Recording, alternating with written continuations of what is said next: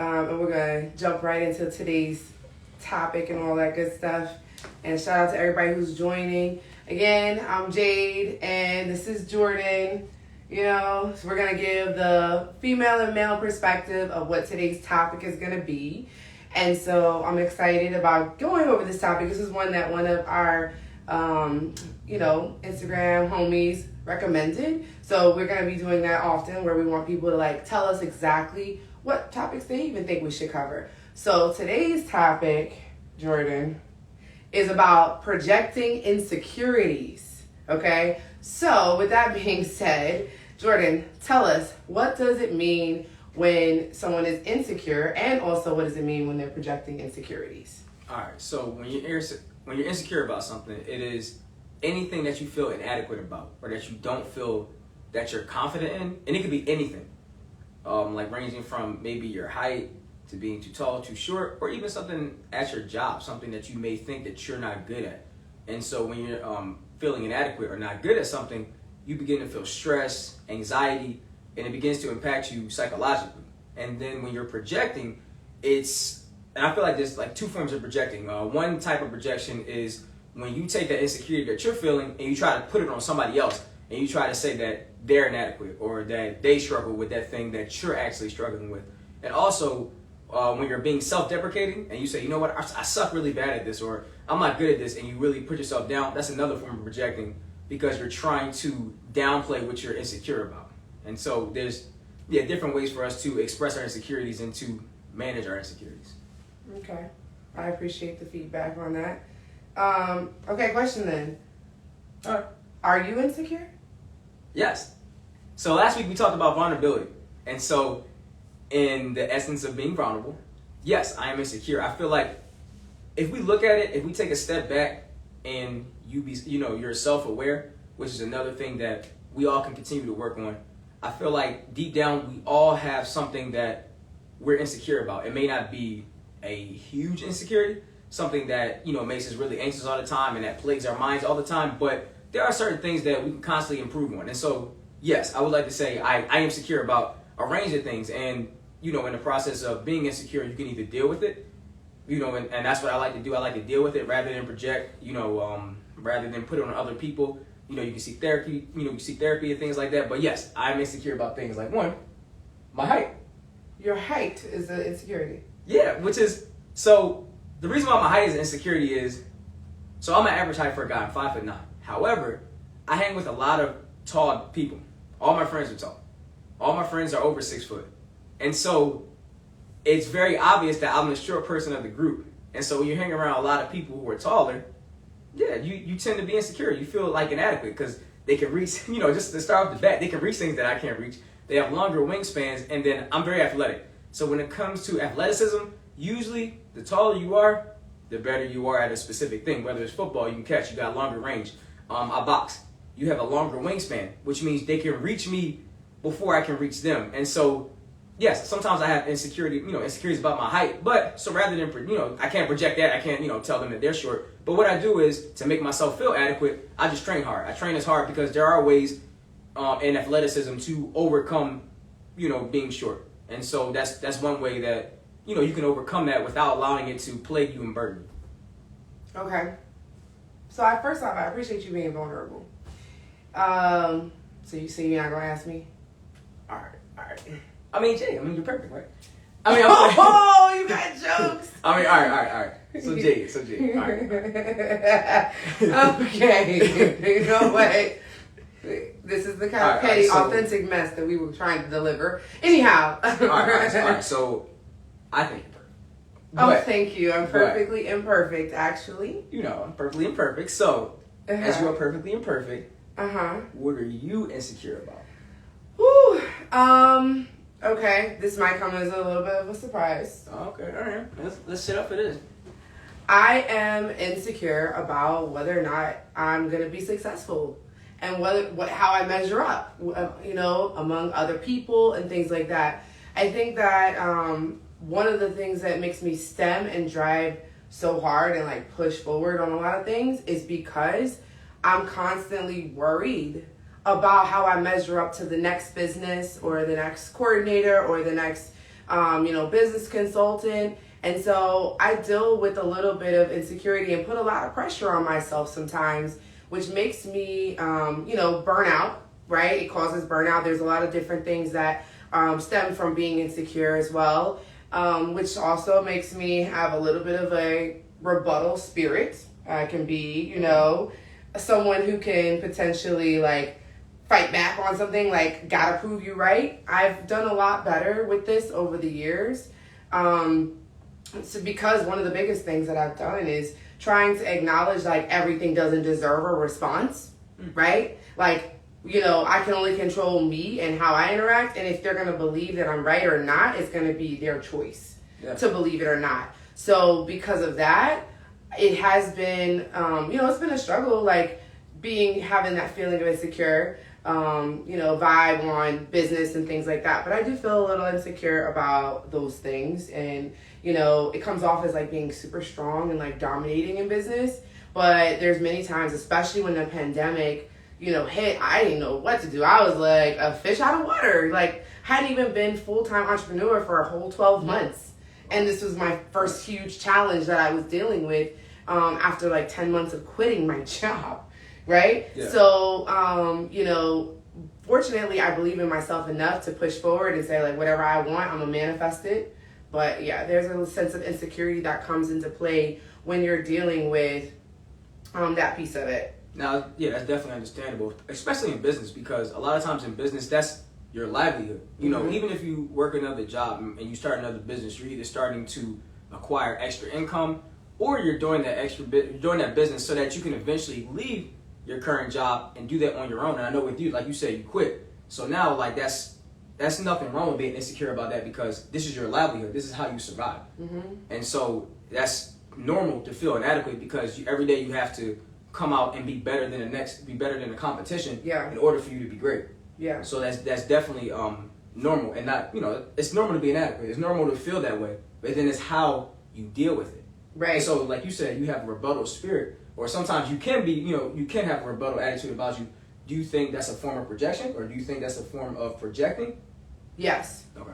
So it's definitely me projecting, because what ends up happening is, and it's great, I have a question in here that says, how does it impact your team? So impacting my team about, being insecure, we have a large staff, other managers, supervisors that are underneath me, and hierarchy, and pretty much, I try to make sure that I'm instilling confidence into them and that they don't feel insecure about things. Okay. So I'm very self-aware, right? That sometimes I can project in my personal relationships where I'm like, this is how it needs to be kind of vibe, my way or the highway. And then now I've gotten to a point where like, okay, give me feedback. How can I do it differently? Instead of saying like, no, you're wrong, the way I was able to reframe it was by saying like, well, if this isn't right and you think there's another way, what's your way? How do you want to do it? That's the way I've been able to try to like, tailor some of that projection that I'm doing to other people on a regular basis. Yeah. Because now I'm sitting here like, all right, well, since there's multiple ways to get to the number 10, right? Like we talked about last week. All right, cool. Let me go ahead and think about that. What's your way? What's your way? What's your way? Okay, let me assess them. Let me even try some of the different ways, and then I can kind of figure it out. Okay. Now, nice. But as far as the impacting the team, I do have a very driven spirit. And so there are some on my team that have said that they are inspired by it, because they now are in a position where they're like, oh, if she could do it, I can do it too. And that's one of the reasons why I started the mentorship program. Yeah. Because I think being able to mentor other, young professionals and showing them a new way or a different line of business has been really helpful too. That's amazing. Yeah. So I'm super excited about that. Jordan, you got a good question in there. Okay, take a look at that. All right. Engineer life. All right. He says, how do you identify that someone is projecting onto you, and how will you go about it in confronting it? So typically when people are projecting, they are telling you or framing their questions or even their stories or how they're interacting with you as if you have the insecurity. And so part of that is, Jay brought it up, is being self-aware. That's something that over the past several years I've been working extremely hard at. I think I heard that in the Eric Thomas podcast that he was talking about one of the greatest things you can do is be self-aware, and that's know yourself. And so really it's just being aware and actually listening to the conversation. Sometimes when we're in a conversation, we're just in it, but we're not really listening. We're just flowing, but actually listening to what the person is saying. So the person is saying things like, oh, you're this, you're that. Let's say I'm dealing with another person who's an average height, and they're like, yeah, you short. How do you deal with being short? You're short. I'm thinking like, okay, I know that I'm short. I know that's something I'm insecure with. Why do they continue to tell me? Or someone at work says, you make this mistake a lot, or you do this a lot. Eventually, it comes across, as accusatory, or they're trying to make themselves feel better, because people never want to be alone. No one wants to feel like they're on an island. So when people project, it's really a defense mechanism to protect themselves, because it's easier when someone else is in the same boat as you. It's like in school when I used to get in trouble. I never wanted to get in trouble by myself. So I had to drag somebody else in there with me so that, we can have a team effort here so that we can have support. And so when you're aware of that and you hear that, oh, me, it's constantly like framing, you have to think, number one, am I like this? You like, no, I'm not like this. So then that's how you begin to identify, oh, maybe they're projecting on me. And the way I confront that is just asking like, hey, I know you say I'm short. Sometimes I like to acknowledge what they're saying because people want to be heard. So I acknowledge what they're saying. Hey, I noticed that you're saying I'm this, or, you mentioned this about me a lot, whatever that situation whatever they're saying, however they're projecting may be. Say, do you struggle with that? Or is that something that, you may feel like, it's a, issue that you can become, better with, however you want to frame it, but you don't want to be accusatory as well. You want to almost include them like, hey, I'm listening to you. I noticed you're saying this. Is that something that you're working on or something that you're trying to be better at? And so for the most part, sometimes people would say, all right, they are listening to me. You know what? Maybe this is me. And then you can help them out of that because you're making them self-aware.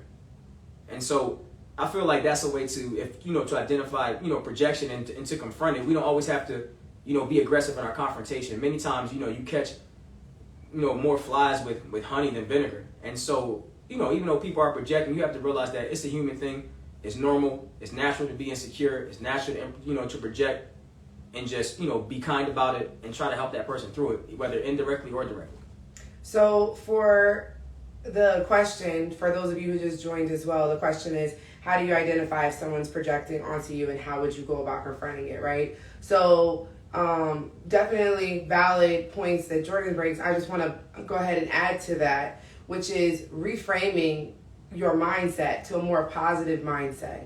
I always tell people a negative times a positive in multiplication equals a negative.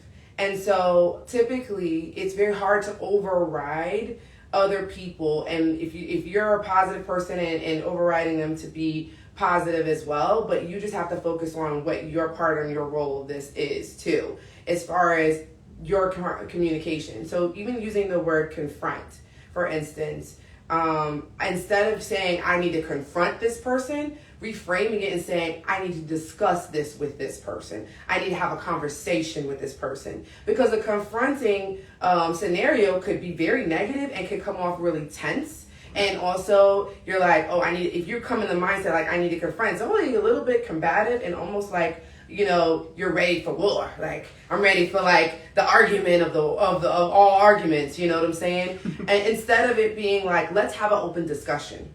Yeah. And so reframing all of your words and tailoring it to helping make sure that you're actually having open, clear dialogue with people where they also feel like they have some input as well is very helpful in that fact. Now, definitely.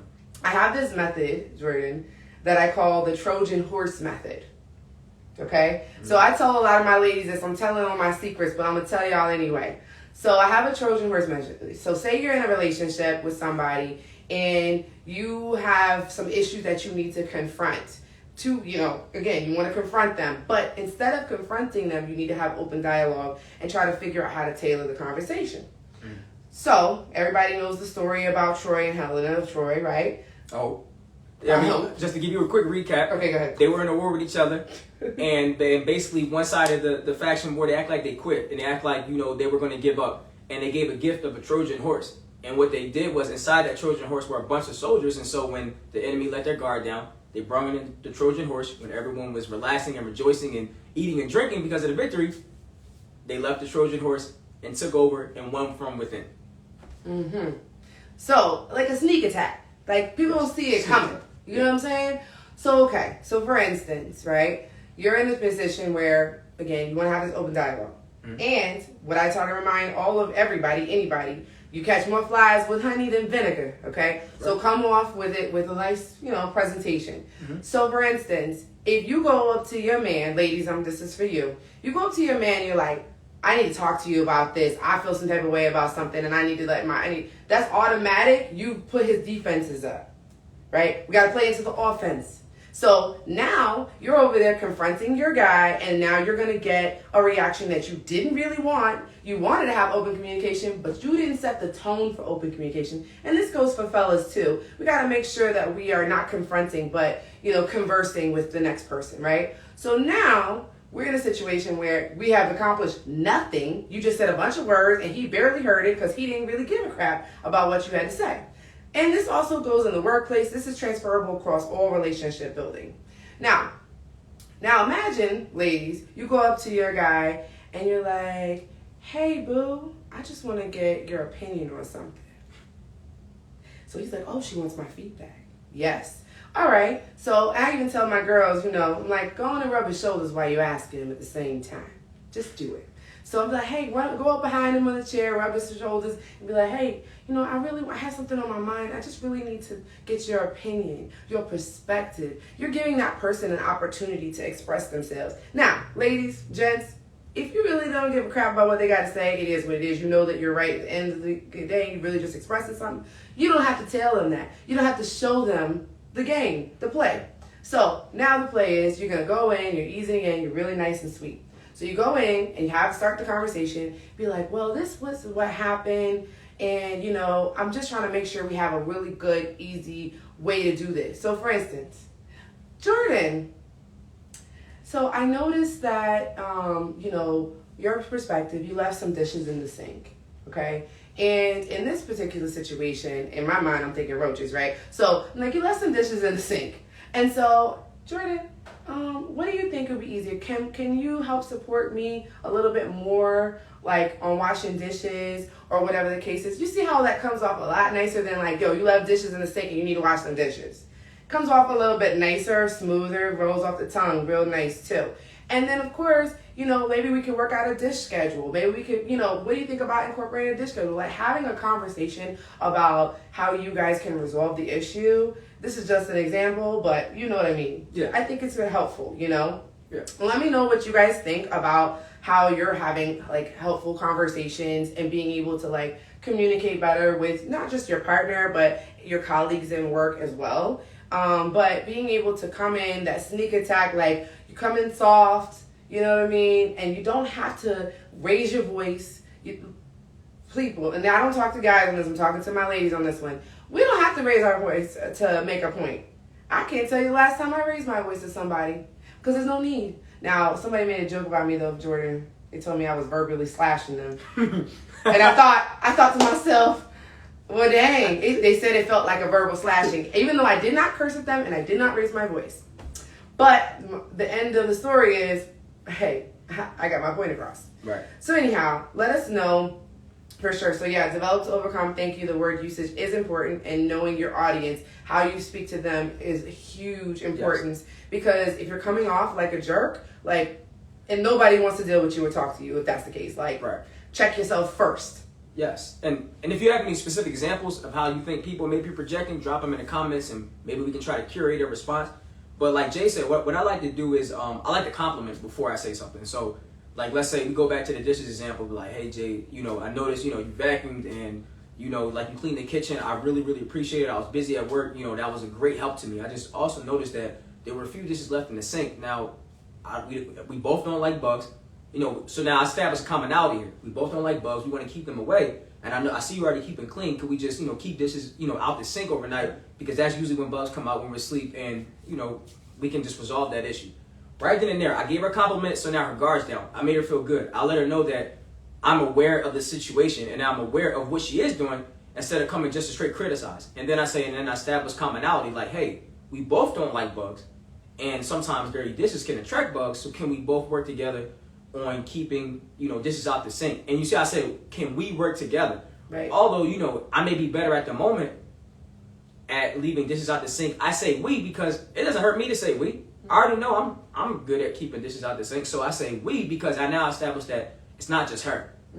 It's us together and that we're a teamwork. And so, like I said, that can work in the workplace as well. Rather than saying, you're accusatory and you're projecting, be like, hey, we can work together. We're a team here. Let's work together on resolving this issue. I noticed that sometimes this comes up and yada yada yada. Let's work together on fixing it. And so people like working together. No one wants to be on the island. You work better as a team. Teamwork definitely makes the dream work. It's a cliche, but it's a true thing. It's a true statement that without the team, it's really hard to succeed. And so when you establish that we're together in this, it works out a lot better. It's huge help. And for sure, if I haven't said it already, you're the best roommate ever. Yes. Okay, he puts up my crap, that's for sure. All right, so we had another question in here, which was about what are your thoughts about delegating tasks to reduce your stresses? Yes, I think that would not fall under the category because our title today is about projecting insecurities. But I will say that delegating and helping, giving people the opportunity. A lot of people get in this mindset of they're going to fail, they're going to mess it up, they're not going to actually achieve the goal the way that you've set and what you've set. But I think that you have to also be okay and comfortable with trying to set out tasks that is aligned with their skill sets, number one. And then number two, the most important part is going to be allowing them to fail. And I say that because I had an interview the other day with someone, thankfully, one of my companies is being voted, top 5 in North Florida area for our wedding planning. And it was such a amazing opportunity thank you. It was such an amazing opportunity for me to have this interview. And, when she asked me, she was like, how are you able to make your business so scalable? Because it's not a normal business to make scalable. And that's when I came into the play about the delegation of it, and also that I'm okay with people failing. Meaning, we can fix it. We can figure out the areas of opportunities for growth. We can be in a situation where if I delegate something to you and it's not aligned with your skill set, we can now move it to someone who has the right skill set. Being okay and taking the risk as a true entrepreneur, and I say true because a lot of folks is like, I got this business, that business, that business, but you can't make your junk scalable. That is not entrepreneurship. That's called burnout. That's called exhausting. That's what that's called. Right. If you cannot delegate to other people, if you cannot build a team, that is not true entrepreneurship. That's an aggravation, okay? So because of that, I know that I have to be able to say, I need to make my skill sets transferable in some way. Some of them are going to be hard to make sure that I find the person that can fit that and actually accomplish the delegation. But then others, they're rock stars. They taking off like crazy. So I think that's really helpful. Now, Jordan, as a firefighter, they're delegating a lot of stuff to you. You're a rookie. You know what I'm saying? What's that been like for you as they've been like delegating new tasks and everything like that? How are they talking to you? What are they doing? It's tough, man. Firefighting is a lot of trial by fire. And it was actually, I'm glad you asked me that because I was about to talk about how to deal with insecurities, but it's a lot of trial by fire. And they come up to you and it's not even like, they just tell you and they expect it to be done. It's a very old school, very tough minded career. And so they come up and be like, hey, you see this right here? We want you to take care of this, boom, boom, boom, and just get it done. And so their favorite line is do something. And you like, do what? Do something. Make it work at the end of the day. And so it really forces you to expand your mind and skill set and really think on the fly and use every resource available. But the thing about it is you can always ask for help. As long as, like, the thing is they want to see you put forth the effort. They want to see you do something. And so they'll come up and give you a project and say, hey, this, and even something simple like around the station. I had a project where it was a room and it was full of stuff. And it was dirty, it was moldy. And he was like, look, we got to clean this room. So after breakfast, we want you to, get together and clean this room. And so the first thing I did was I looked at the room and I was like, how am I going to clean this room? And I started to, get stressed out. Like, it's a lot. I don't know if I can do this by myself. And I remember I got other people around here with me. And although I'm the newest firefighter, there are a couple guys who are just off their year. So I went to them and was like, hey, Captain came to me, told me he wanted to clean, he wants us to clean the room. So he was like, all right, we'll do it after breakfast. So after breakfast, immediately after we cleaned, I didn't even take a break. I went to the room, I assessed the room, I saw what was all in there, and I just started taking things out. People saw me doing that, and they joined in and helped me. And then, next thing I know, I wasn't doing a project by myself. Other people came to help. And so a lot of times that when people believe in you or they see you putting forth the effort, they'll come and help you. And then, right? You'll be fine because you have other people helping you. And it turned out that we all did it together. It didn't take all day. I thought it was going to take all day. I was going to be tired afterwards. I was going to be dirty, but we all knocked it out within a matter of an hour. And so, when you get tasks delegated to you, it basically it allows you, to think on the fly and to, use your resources available. And so in dealing with insecurities, I feel like that's how you deal with insecurities. Number one, it's about being self-aware. It's about being honest with yourself, and it could be anything. Like, look at yourself and ask yourself, what am I insecure about? Think about your conversations with your spouse, your family, your coworkers, your friends, and say, how do I talk to them? Am I putting something on them? And you got to be honest with yourself, honest with yourself. You got to be hard with yourself, but it's you. At the end of the day, you're going to love yourself. You should love yourself. So, and then write it down. I'm insecure about, this new role I'm starting. I'm insecure about my height. I'm insecure about my weight. I'm insecure about, the speed it takes me to do something. Anything. Like, write it down, make a list. And then once you make that list, start to address it. Think about, okay, how can I get better at it? And then for the people that you're around, let people know. Be vulnerable. Just to, to talk about what we talked about last week, let somebody know. Like, hey, I realized I'm not good at this. Or I realized I struggle at this, but I want to get better. And so that's how you start to get better. And then Jay said, reframe. So instead of saying, I suck at this, be like, hey, I'm getting better at this. It's a lot of things in firefighting that I'm not good at. And by virtue, it's because I'm new. But I'm very insecure about it. Like, every day I go into work, I feel like everybody's around me is a rock star and that I'm new and I can mess something up. But I have to sit back and realize that these guys have been doing it for over a year, 15 years, 20 years, and that they were once new like me. And so I go into work, and what I do is I say, hey, guys, I know you're better at me than this. I'm not good at this, but I can be better at this. Can you guys help me? And just right there, they're like, sure, we want to help. We like, because that's what they want to see. They see that I'm honest, but I see that I want to be better, and that my words are, I want to get better at this. So we can improve at every insecurity. Just be honest about it, be upfront with it, and ask for help, and then just do the work. I mean, you're not going to get better at anything unless you actually do it. And the more you do it, you become an expert. Think of something that you're good at now. You weren't good at it from a jump. Think of all the mistakes you made in business. And about tax codes and things like that. You weren't good at that. You failed, right? And then you pick yourself up and says, oh, I messed up. Now I know I can get better at this. And so when she says it's good to fail, sometimes it is good to fail because I learn more from my mistakes. Like, sometimes they'll just throw me out there and be like, Jordan, do this, and I'll completely screw it up, but I'll never forget because I know how to, because I messed up, I remember that, okay, I know how to do this now. Yeah. And the tax thing. So I actually had no knowledge. I tried to do it myself on the business side of things, thinking, again, I'm going to say something, we're going to keep it 100% authentic and everything else like that. That do it yourself and not use resources and not tag a motherfucker in, excuse my language, is slave mentality. I said it. It is what it is. I'm going to continue to say it because we have been taught, especially us as minorities, that it is not okay to ask for help. That we need to be strong and accomplish every single thing on our own. And that has become a huge issue in our community because no one is tagging and tapping someone in and being like, yo, I need your help, or hey, can you share this knowledge with me? That's one of the reasons why I started the 30-minute chat sessions where people can actually, connect with me for free, like get advice for free, because I was like, I want you to at least at minimum get a little advice. Now, if you ask me to do it for you, you're going to have to pay for it. It is what it is. But if I'm just going to share some light on some things so that you don't mess up like I did, that for me is everything. That's a seed I want to plant. Because for me, I started in 2015, I registered JR Events as the wrong tax code. The wrong tax code. And when I registered as the wrong tax code, guess what ended up happening? The tax preparer laughed in my face and told me, I don't understand why you did this. You didn't have help? But the thing is, I didn't ask for help. Right. I didn't tag anyone into the game. I didn't say, hey, I need your help to anyone who was already well versed in this.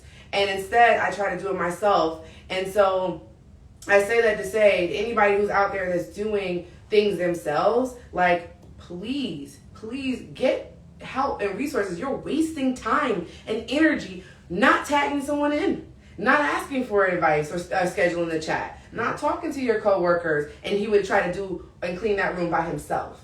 Like, that is a form of insecurity. So I'm going to segue into saying, on top of it, asking for help, the thing that I want you to realize about insecurities, it is sort of like identifying a potential weakness, because a weakness is anything you don't feel confident about.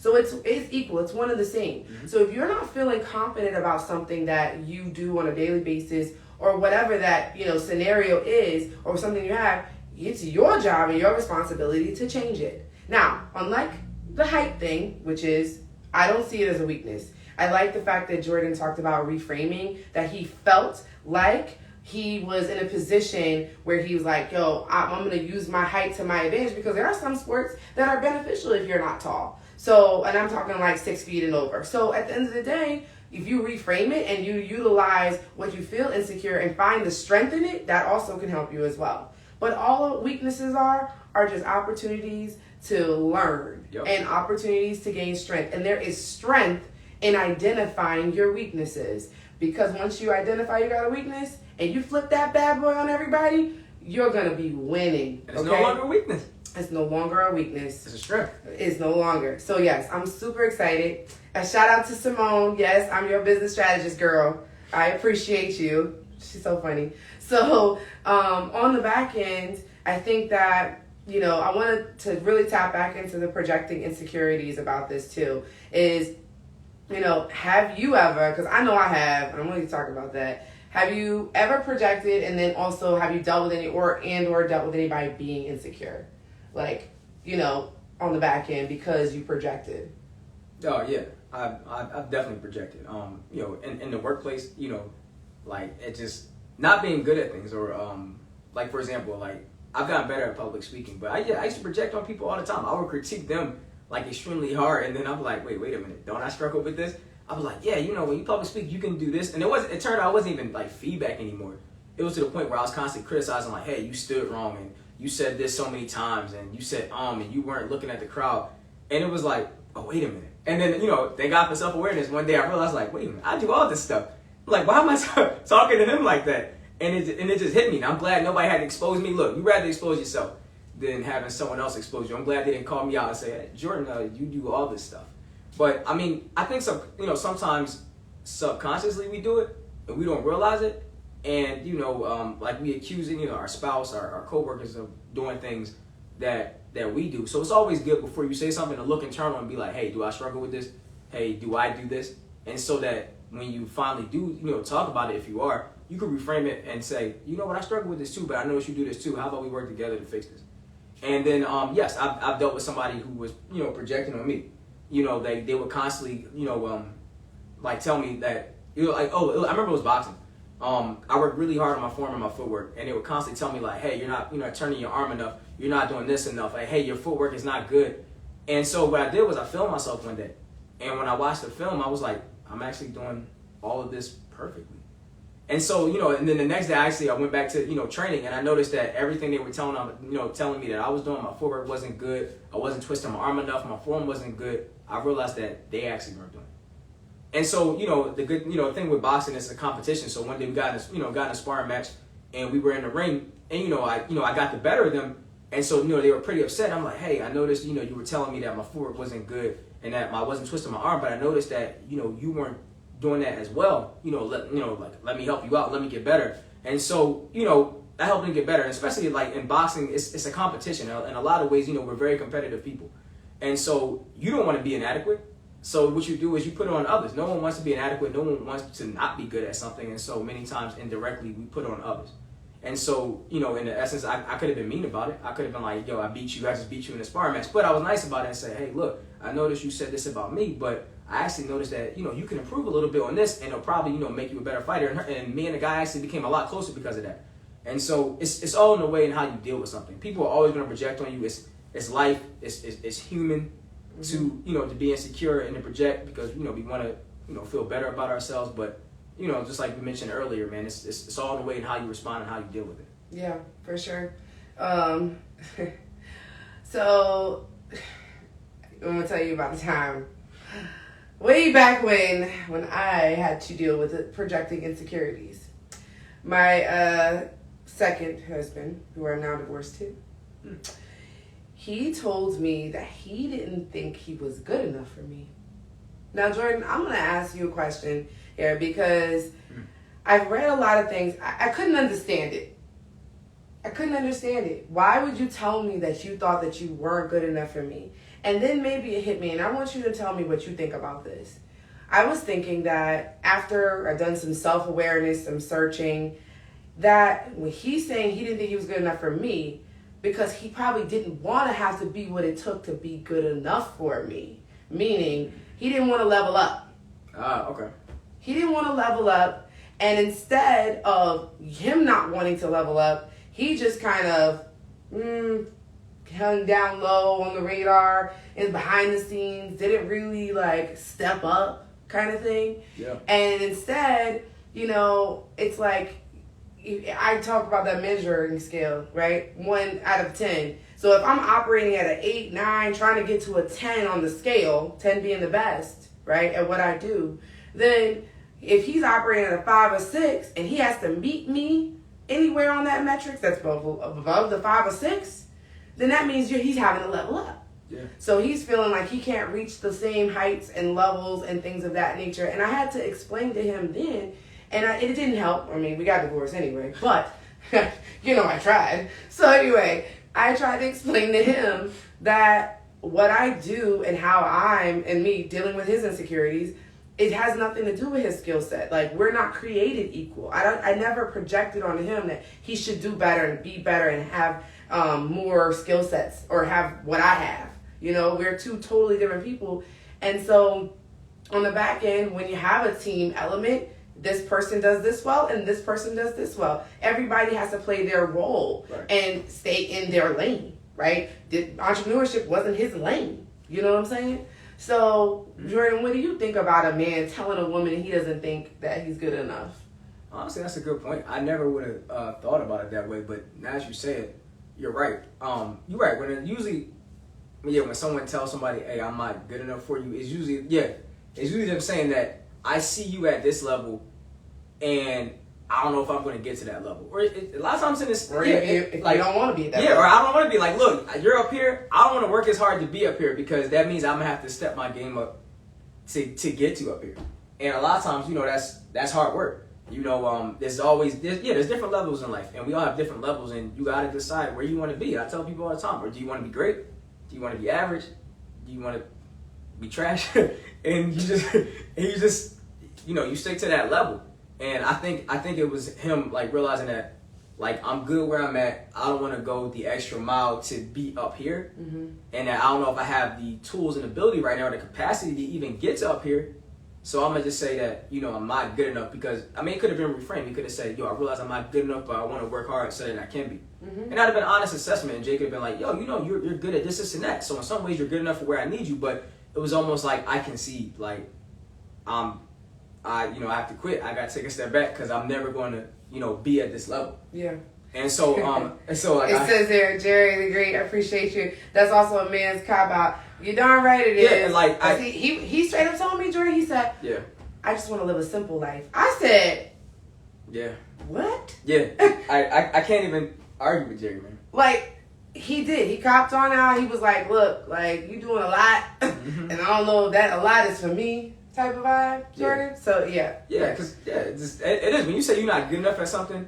You either got two choices in that moment. Number one, you admitted the problem. So you're either going to stay at that level of not being good enough, or you're going to work hard to be good enough. And so, and I get it, man. Look, it's hard to get to a certain level, but look, it depends on what you want to be in life. What you want to do? You going to be great or you not? Wait, like, Jordan, have you ever felt like you weren't good enough for a chick? Nah. Well, dang, he said that with some confidence, ladies. Yo, holla at my boy. Anyway. I'm gonna be real. I had some chicks. I was like, it's a level up there, but I feel like I can get to that level. I know what I bring, and I may not bring what you bring, but I bring a lot. I feel like even if I don't have what I need at the time, I can work at it, and so I'm constantly getting better every day. I'm aware of what I don't have and what I do have, and what I'm capable of. And so it's just in that moment, it's like, do I feel like working to get to that spot? I'm gonna be real with myself. If I don't feel like I'm like, look, you at this level, and I ain't ready to go to that level, so I'm gonna chill. But if I know I'm capable and it's worth it, then I'm gonna work to it. And it's something I'm glad, even with firefighting. Every day I look at people who are great firefighters and who are terrible firefighters. And I look at that, and you could be terrible. I mean, look, it's one of them jobs. Like any job, you can skate under the radar and just be okay. But I look at dudes who are great, and it's one of those that made me confront that you gotta work to really be good. So there's some days I don't feel like doing something. It's some days like I don't feel like taking stuff out and practicing it just by virtue. I don't want to put it back. because it takes a long time to take out, set it up, do it, and then put it back. Yeah. But end of the day, do I want to be great or do I want to be trash? And I don't want to be that firefighter that gets on scene and I'm like, I don't know what to do. I need help, because they're gonna talk about you, man. And look, they're not gonna let it go. And just my own self pride, I want to be good. So what I do is I suck it up. I take a deep breath and I just get to work at it, and so I'm good at it. And it's the same way in relationships, man. Either you're going to be good, you're going to step up, you're going to fix your insecurities, or you're not. And if you're not, then keep it moving. Well, all right then. So we've already established that Jordan does not think that he's not good enough for any woman. So that's okay. Any woman. I'm not gonna lie to you though. I feel the same way. I feel the same way. I mean, the reality is, like, I know that I'm adding value to any situation. So if somebody's projecting their insecurities on me, like, to be quite transparent, I might not even want to be bothered with it, to be honest. I don't have capacity, okay? I'm to teach you all those things. That's a therapy thing. That's not a Jade teach you thing to overcome the insecurities and all the other stuff. Now, I'm going to just ask you this question, too. What you think about someone who's too secure? Yeah, that's just as bad as being insecure, to be honest. And even though I did make the statement like that, don't backtrack. There's no women too good for me. It wasn't. It's not me being too secure. It's me being real. The fact that I know that I can improve and I can always get better. Okay. But you don't want to be too secure, because too secure borderline arrogance and confidence. And life has a way. It's even biblical. For those even if you don't believe in biblical principles, it's a principle of life. If you're too arrogant, your life is going to humble you. Like, something's going to happen that's going to bring you low. I have had numerous situations in life where I've gotten too confident that has knocked me down. Tell us one. Like, we don't got that much time left, but tell us one more. I mean, just like, like relationships, talking to girls. I remember I was like, look, I was on a good streak, like back in the day, dating women. I was like, look, I can get this chick right here, and the chick just straight up embarrassed me out in public. Was like, I don't like you. I don't think you look da da da da da. And I was too confident. I walked up to her and was like, yo, what's up? You gonna give me I'm like, all right, go ahead and give me your number. And I didn't even ask her out, because I was feeling myself, and she was just like, no. And it was in public too. I was out, in front of a club. She did the face like that too? Yeah, she was like, what? Like, I think it was a club let out, and people was watching, and my friends was laughing at me, and I was like, yeah, see, I was way too confident. Or just at work. I remember I called myself, I said I was the man. I was in a certain department. I was like, I'm Mr. So-and-so of the department. And then lo and behold, I made a mistake that cost like $1 million. Like, oh Lord! I remember I came out. I was like, yo, I'm the man of this department. I'm the best person in this department. And they were like talking about me. Like, are you serious, Jordan? I'm like, dude, I'm the best person. I've been here X amount of years. I don't even make these mistakes anymore. And then like 2 days later, I made a mistake that cost like $1 million. And I remember I had to go in front of like several people that were above me, and it was like, what happened? I had to explain it, and I felt like dirt. I felt like a piece of shit, because it was something that I totally missed, because I thought I was good enough. I didn't have to check behind myself, and turns out I did. So you never want to be too secure. Like, you want to establish good principles. Like, it's humility that needs to be incorporated. Yeah, you want to be humble, and just and make sure you follow your morals and your principles. If you got good principles, stick to them. And as long as you're sticking to those principles, then you can be secure in the fact that your process is safe, your process is secure, and that you're going to do your process. But don't become overly confident in yourself, because we're human, and to be human is to be flawed. And so you're always going to have room to mess up. Right. So you don't want to be neither one. You want to be perfectly balanced. You don't want to be too secure. You don't want to be insecure. Oh, well, look. Make sure you shout out to Nessie. Nessie. We appreciate Thank you, Nessie. I love Jordan's stories too so much. I figured I'd let y'all hear them too. Look, on Instagram Live. Right. I know we don't have much time left and everything, but if you guys are feeling like there's some things that you're okay with sharing, again, self-awareness it becomes the first step towards progress. It becomes the first step from going and converting from a weakness into a strength.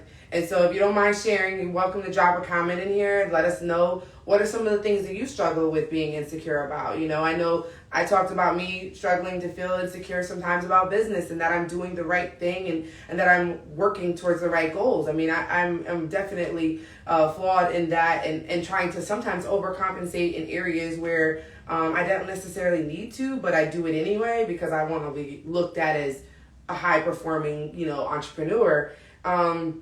And then as far as like, you know, and in a personal note and level, like I'm a huge giver. Like I actually, you know, am fueled by people and helping people and doing things in the community. But sometimes I overextend myself because I'm a little insecure at feeling like if I'm not helping, then maybe I'm not adding value enough for people to like me as I am. And so, you know, understanding and also not projecting your insecurities is very important, because as you grow to understand them, you become more self-aware, you can actually put yourself in a better position to, you know, connect with other people and build relationships, whether it's personally or professionally.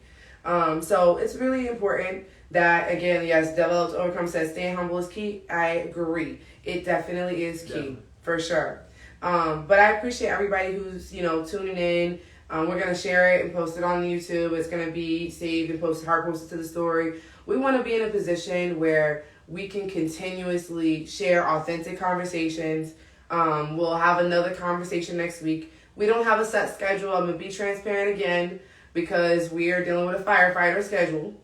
And so because of that, we just jump on when we can, but we'll always hard post the conversation to it. So please share it with somebody who you think might be helpful. If you jump on late, make sure you rewatch it.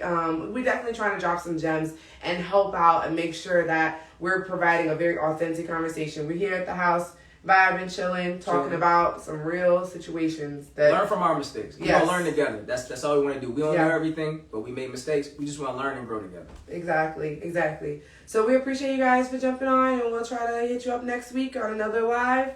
Jordan, you got anything? No, I appreciate everybody tuned in. Tell your friends, tell your family. Keep checking us out. Thank you for walking through this process with us. DM us if you got any topics you want us to talk about. And I'm really grateful and appreciate it. Thank you, guys.